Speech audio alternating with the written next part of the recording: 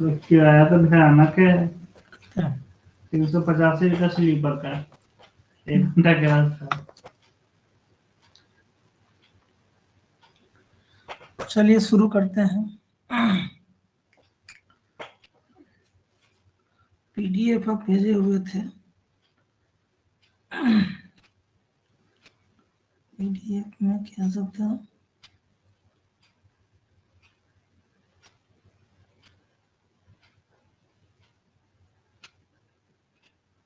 Genetics variation क्या होता है वो तो क्लियर हो गया था। तुम बोल सकते हो, हम सुन लेंगे। ठीक है, बोलना होगा तो बोल सकते हो।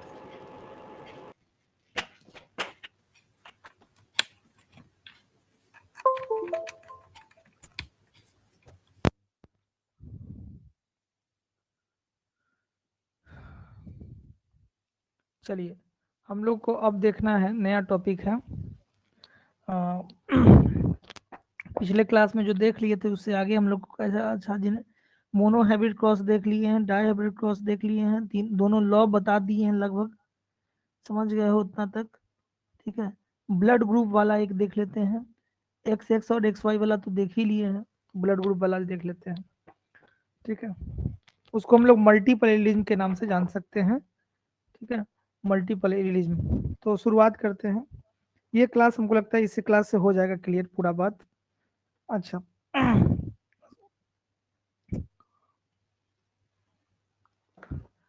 आज हम लोग जो टॉपिक देखने जा रहे हैं उसका नाम है मल्टीपल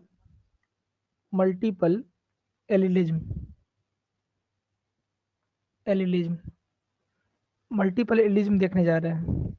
देखिए, ब्लड ग्रुप की संख्या, ब्लड ग्रुप जो होता है बेसिकली 4 है, ए है, बी है, ए बी है और ओ है। ए ब्लड ग्रुप वाला को हम लोग ऐसे लिख सकते हैं, ऐसे लिख दीजिए, या इसको हम ऐसे भी लिख सकते हैं। ठीक है, या हम इसको ऐसे भी लिख सकते हैं। ठीक है, बी ब्लड ग्रुप वाले को हम लोग ऐसे लिख सकते हैं,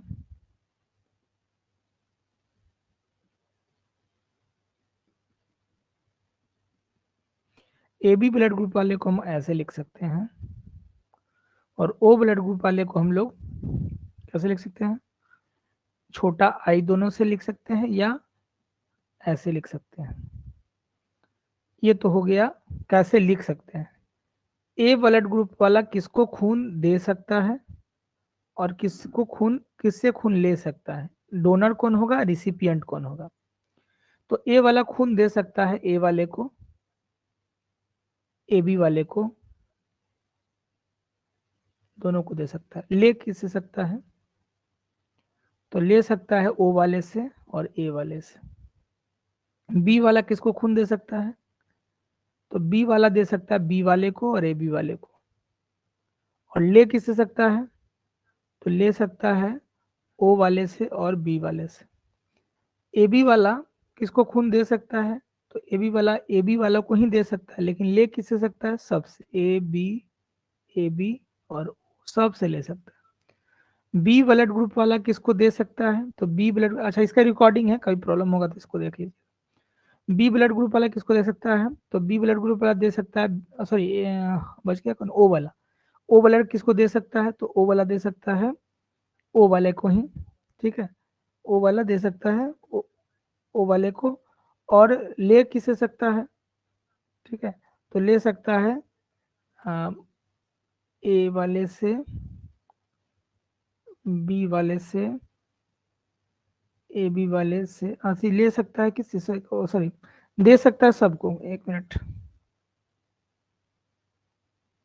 ले सकता है किससे, ओ वाले से की बात हो रही है, तो ओ वाले की बात हो रही है, तो थोड़ा सा इसको, ओ वाले किसको दे सकता है, तो ए वाले को दे सकता है, ए बी वाले को, बी वाले को दे सकता है, ए बी वाले को दे सकता है और ओ वाले को दे सकता है। ले किससे सकता है, तो ले सकता है केवल ओ वाले से।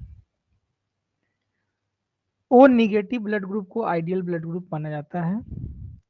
ओ को यूनिवर्सल डोनर बोलते हैं, और ए बी को इस गुण के कारण यूनिवर्सल रिसिपिएंट बोला जा सकता है, क्योंकि सबसे ले सकता है। ओ निगेटिव वाला आइडियल ब्लड ग्रुप माना जाता है।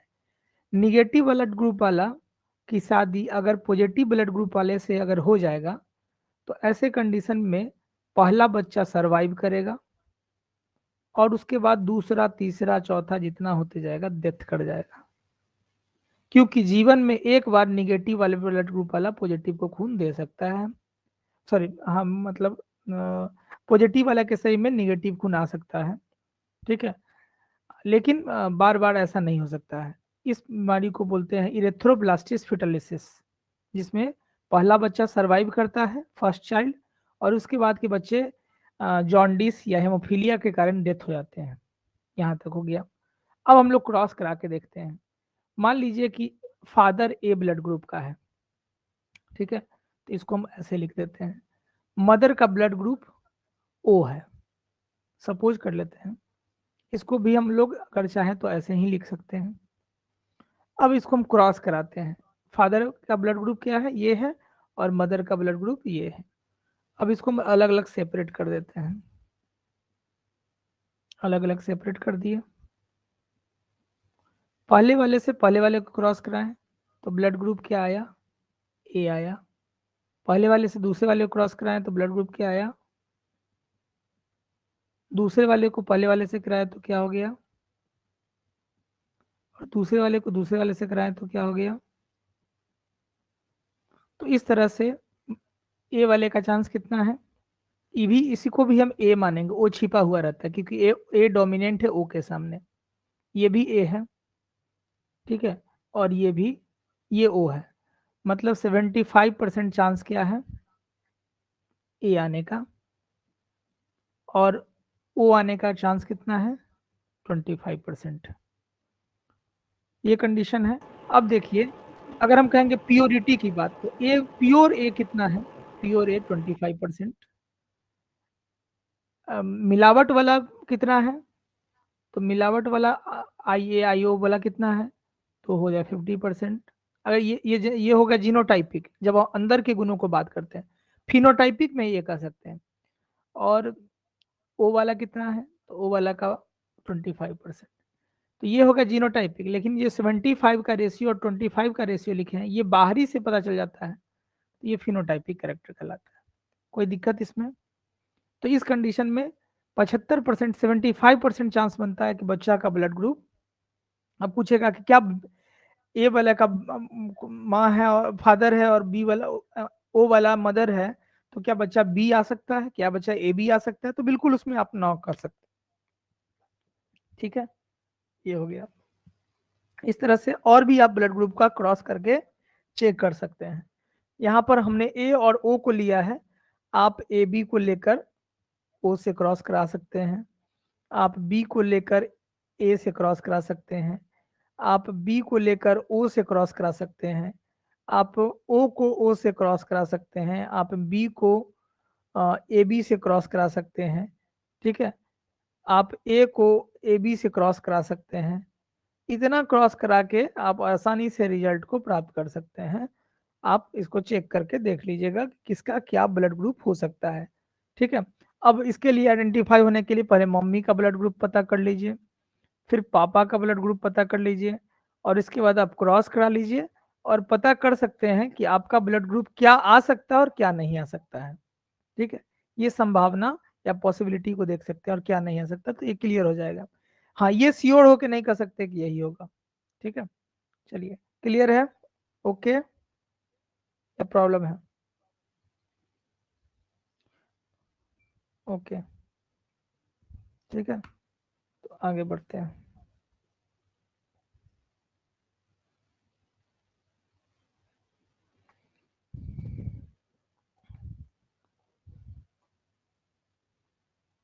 अब आगे क्या देखना है, ब्लड ग्रुप ए तो हो गया। अब देखिए, एक और चीज होता है बैक क्रॉस और टेस्ट क्रॉस, ठीक है। ये क्या होता है, इसको देख लेते हैं। बैक क्रॉस और टेस्ट क्या होता है, मान लीजिए कि आप F1 जनरेशन में क्रॉस कराएं और आपको ये मिल गया था, लेकिन आप अब इसको स्मॉल टी के साथ क्रॉस करा दिए, और तब जो आपको रिजल्ट आएगा, ये वाला रिजल्ट इस तरह से, कैपिटल टी स्मॉल टी, इसको पन्नेट स्क्वायर बॉक्स से भी कर सकते हैं, लेकिन आपको हम इसी से बता रहे हैं। Small T small T small T small T, इसमें दो ही तरह का कैरेक्टर, एक ये और एक ये, 50% ये है 50% ये है। तो इस कंडीशन में इसका रेशियो कितना हो जाएगा, 1:1। इसका रेशियो हो गया 1:1। ठीक है, तो ये हो गया, इस तरह से कर सकता था। इस क्रॉस को हम लोग किस क्रॉस के नाम से जानते हैं, टेस्ट क्रॉस। ये क्रॉस कौन हो गया, टेस्ट क्रॉस। लेकिन इसी में हम कैपिटल टी स्मॉल टी को क्रॉस कर देंगे कैपिटल टी से, और इसके में भी रिजल्ट 1:1 ही आएगा, तो इसको हम लोग कहते हैं बैक क्रॉस। ठीक है, तो what is the difference between test cross and back cross, ये mono hybrid test cross back cross है। तो इसमें दोनों में डिफरेंस क्या है कि इसमें आप कैपिटल टी को लेके करेंगे, इसमें स्मॉल टी को लेके करेंगे, अंतर इतना ही है। ये दोनों सिंगल पेयर है, तो इस कंडीशन में इसको हम लोग मोनो हाइब्रिड क्रॉस के नाम से जानेंगे, मोनो हाइब्रिड टेस्ट क्रॉस और मोनो हाइब्रिड बैक क्रॉस। ये जो किए हैं ये टेस्ट क्रॉस है, ये जो करेंगे ये बैक क्रॉस है। ठीक है, लेकिन डाई हाइब्रिड में करेंगे तो क्या होगा, कैपिटल टी हम ये ले लिए और इसको क्रॉस करा दिए स्मॉल वाई स्मॉल टी से, अलग अलग किए capital Y capital T capital T small Y small T small T, इसको इससे क्रॉस किए तो capital Y capital T small T. ठीक है, फिर ये आया और इसको इससे क्रॉस किया तो capital Y capital T small T. ठीक है, अब इसमें से चार को कैरेक्टर को आप निकाल लीजिए।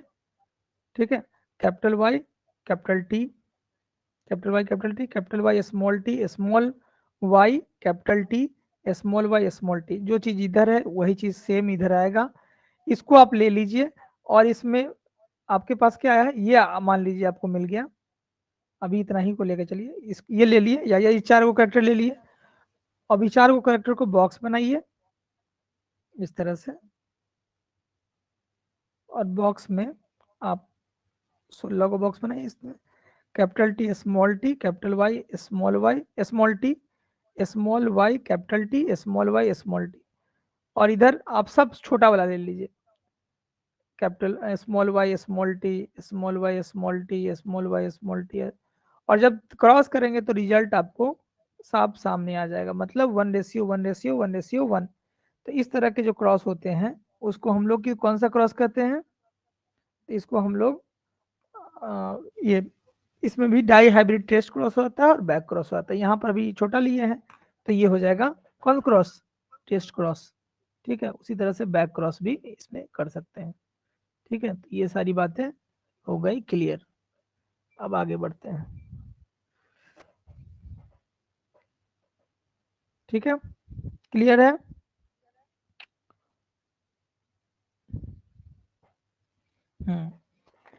तो टेस्ट क्रॉस भी हो गया और बैक क्रॉस भी हो गया, डोमिनेंस हो गया, और आधा अधूरा गुण हो जाता है तो इनकम्प्लीट डोमिनेंस होता है। ठीक है, मेंडल 7 जोड़ा जो अपोजिट कैरेक्टर लिया है वो कौन कौन बेसिस पे लिया है, तो लिया है स्टीम के हाइट के बेसिस पे, स्पिन के हाइट के बेसिस पे, और किसके बेसिस पे लिया है, फ्लावर के कलर के बेसिस पे, और किसके बेसिस पे लिया है, तो और लिया है सीड कलर के बेसिस पे, और किस बेसिस पे लिया है, तो सीड शेप के बेसिस पे, और किसके बेसिस पे लिया है, तब पॉड कलर के बेसिस पे, और किस कलर पे लिया है, तब पॉड शेप के बेसिस पे, पॉड मतलब फली होता है उसका बाहर बनावट, और क्या लिया है, फ्लावर का पोजीशन के बेसिस पे। तो मेंडल यही 7 जोड़ा कैरेक्टर को लिया है।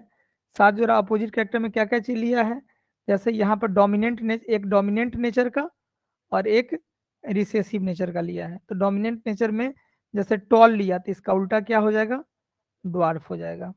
ठीक है, उसी तरह से पर्पल लिया, फ्लावर कलर में पर्पल लिया जिसको कैपिटल से रिप्रेजेंट करेंगे तो इसके जगह पर व्हाइट ले लेगा दूसरा। ठीक है, उसी तरह से येलो ले लिया, सीड का कलर येलो, तो उसके ठीक उल्टा ग्रीन कर लेगा, ग्रीन हो गया। ठीक है, सीड के शेप ले गए राउंड, अगर ये राउंड ले लेता है तो राउंड का ठीक उल्टा होता है रिंकल्ड, रिंकल्ड ले लेगा। अगर पॉड का कलर की बात करेंगे तो अगर ग्रीन ले लिया है तो उस बेसिस पे इसका कलर येलो कर देगा। ठीक है, अगर इधर इन्फ्लेटेड ले लिया, चपटा लिया है कोई सीड पॉड का सीड, तो उसके जगह पर कंस्ट्रिक्टेड दे देगा, कंस्ट्रिक्टेड हो गया। अगर फ्लावर का पोजीशन की बात करेंगे तो फ्लावर मान ली साइड वुड में रहता था, लोग जाने के बाद निकल मतलब टूट फूट जाता था, ठीक है। तो उस कंडीशन में उसने एक ऊपर उगने वाला और एक साइड में उगने वाले से परिवर्तन करके ऐसे जगह पर सीड मतलब निकले जिससे लोग बारी उड़ी में जाए तो टूटे उटे नहीं, तो उस एक्सिली और टर्मिनल के बेसिस पे लिया। तो यह 7 pair of opposite character Mendel ने चुना था, ठीक है। तो ये चीज हो गया। तो इस चीज में आपको समझ सकते हैं, मेल को हम लोग, मेल अगर एक्स ये है फीमेल का, फीमेल अगर आता है तो इसको होमोगैमी कहते हैं, और मेल एक्स वाई है तो हेट्रोगैमी कहते हैं। लेकिन कई सारे ऑर्गेनिज्म होते हैं जिसमें फीमेल भी हेट्रोगेमी हो सकते हैं, ठीक है। तो इस कंडीशन को, इसको हम लोग होमोगेमी और इसको हेट्रोगेमी, लेकिन कई कंडीशन में फीमेल भी हेट्रोगेमी हो सकता है। म्यूटेशन क्या होता है? कोई भी ऑर्गेनिज्म के अंदर अचानक जो चेंजिंग आता है, अनवांटेड चेंज, जैसे किसी के घर में सब गोरा गोरा है, कोई एक काला हो गया, तो वो जो चेंजिंग हो गया उसको म्यूटेशन कहते हैं। अचानक किसी भी समय कभी भी अनवांटेड चेंज, 5 उंगली के बदला 6 उंगली निकल गया, आंख भूरा हो गया, बाल उजला हो गया, पैर में 4 उंगली के बदला 7 उंगली हो गया, कुछ इस तरह का चेंज जो बाकी दुनिया से अलग करता है, तो उसको हम लोग म्यूटेशन के नाम से जानते हैं, ठीक है। तो म्यूटेशन इसी को हो गया। पागल जब कोई व्यक्ति हो जाता है तो पागल होने के बाद डॉक्टर उसको एक खास कोड से डिटरमाइन करता है। जैसे मेल हो जाएगा तो इस बॉक्स को, फीमेल हो जाएगा तो राउंड बॉक्स को, सेक्स अनएक्सपेक्टेड रहेगा, मेल है कि फीमेल, तो उस कंडीशन में इसको यूज करेगा। अगर कोई बीमार रह रहा है, पागल है, सबका पूरा खानदान पागल है, तो इस कंडीशन में अगर तो इसको इस कलर करके रिप्रेजेंट करता है, ठीक है। अगर मेल का शादी फीमेल के साथ हो रहा है तो इसको इस तरह से दिखाया जाता है। फैमिली ट्री दिखाना है तो इसको ऐसे ऐसे दिखा सकता है कि इसके 2 बच्चे हुए, तो इस तरह से, इस तरह से। इसको हम लोग बोलते हैं पेडिग्री एनालिसिस। पेडिग्री एनालिसिस केवल जान लीजिए, क्लियर रहेगा, कोई दिक्कत इसमें नहीं होगी। म्यूटेशन समझ गया कि किसी भी ऑर्गेनिज्म के अंदर अचानक जो चेंजिंग होता है उसको म्यूटेशन कहते हैं। म्यूटेशन 2 तरह का होता है, अगर जीन में चेंजिंग आता है तो जीन म्यूटेशन, अगर पूरा संख्या में चेंजिंग आता है, क्रोमोजोम में चेंजिंग आ जाता है, मतलब क्रोमोजोम अगर 46 नहीं हो के 47 हो जाए, 48 हो जाए, तो उस तरह के चीजों को हम लोग क्रोमोजोमल म्यूटेशन के बेसिस पे कर सकते हैं। अब उसमें भी 2 तरह का होता है क्रोमोजोम में, स्ट्रक्चर के बेसिस पे चेंजिंग हो सकता है और नंबर के बेसिस पे चेंजिंग हो सकता है, ठीक है। तो उस कंडीशन में, ठीक है, तो उस कंडीशन में जेनेटिक डिजॉर्डर उसको कहते हैं। कौन होता है disorder? Genetic disorder, genetic disorder, genetic disorder उसको हम लोग बोलते हैं। जेनेटिक डिजॉर्डर में कुछ बीमारी है जैसे हेमोफीलिया, ये इंग्लैंड की महारानी को हुआ था हीमोफीलिया। इसमें किसी एक जगह पे कटने के बाद खून बंद नहीं होता है, ठीक है। ये एक रिसेसिव डिजॉर्डर होता है, रिसेसिव की वजह से होता है, रिसेसिव की वजह से होने वाला डिजॉर्डर होता है, ठीक है। खून के जमने की प्रक्रिया को हम लोग कैस्केड प्रोसेस के नाम से जानते हैं। खून में विटामिन के की कमी के होने की वजह से खून जम नहीं पाता है व्यक्ति के अंदर, या प्लेटलेट्स की कमी हो जाने की वजह से खून नहीं जम पाता है। लगभग 38 फैक्टर है जिसके जो खून जमाने के लिए रिस्पॉन्सिबल होता है, खून को जमाने का काम करता है। इसलिए हीमोफीलिया को इंग्लैंड की महारानी को हुई, तो इसलिए इसको विक्टोरिया डिजीज भी कहा जा सकता है, ठीक है। ये हेट्रोजाइगस फीमेल में देखने को मिल सकता है। दूसरा बीमारी होता है सिस्टिक फाइब्रोसिस। सिस्टिक फाइब्रोसिस ये भी एक तरह का जेनेटिक डिजॉर्डर होता है। क्रोमोजोम नंबर 7 में अगर डिफेक्टिव आता है, म्यूटेंट एलील आता है, तो ये सिस्टिक फाइब्रोसिस नाम का डिजीज होता है। एक होता है sickle cell anaemia. Sickle cell anaemia में क्या होता है कि जो शेप होता है, ठीक है, वह अपना शेप, आरबीसी का जो शेप होता है वो पतला या चपटा हो जाता है, इस कंडीशन में होता है सीकल सेल एनीमिया। इसमें क्रोमोजोमर 11 रिस्पॉन्सिबल होता है, ठीक है। इसको क्रॉस करने के लिए एचबी हम लेते हैं, एचबी मतलब हेमोग्लोबिन हो गया, और इसको ये नॉर्मल हो गया, और इसकी शादी हो गई सीकल सेल एनीमिया वाला से, और तब इसको हम क्रॉस करके देख सकते हैं, चेक कर सकते हैं। एक और बीमारी होगा जिसका नाम है फिनाइल कीटोनूरिया। फिनाइल कीटोनूरिया, ये भी, ये जितना भी डिजीज देख रहे हैं ये सब जेनेटिक डिसऑर्डर होता है, ठीक है। इस फिनाइल कीटोनूरिया में क्रोमोजोम नंबर 12 रिस्पॉन्सिबल होता है। तुम्हारे लिए इतना ही काफी है, जितना हम बता रहे हैं उसको ध्यान से समझ लोगे, इतना ही काफी है। तो ये सारा का haemophilia, sickle cell, cystic fibrosis, sickle cell anaemia, phenylketonuria, ये सब जेनेटिक डिजॉर्डर है। अब एक आता है क्रोमोजोमल डिजॉर्डर, क्रोमोजोमल डिसऑर्डर, ठीक है, याद रखेंगे DKT। डी का मतलब हो गया down syndrome, down syndrome. Down syndrome में क्या होता है कि क्रोमोजोम जो हम लोग का 46 होता है, उसमें 21 नंबर का क्रोमोजोम जो होता है वो ट्राइसोमी हो जाता है, तो इसकी वजह से डाउन सिंड्रोम होता है। ठीक है, 86 में 1866 में इसको सबसे पहले ये किया था।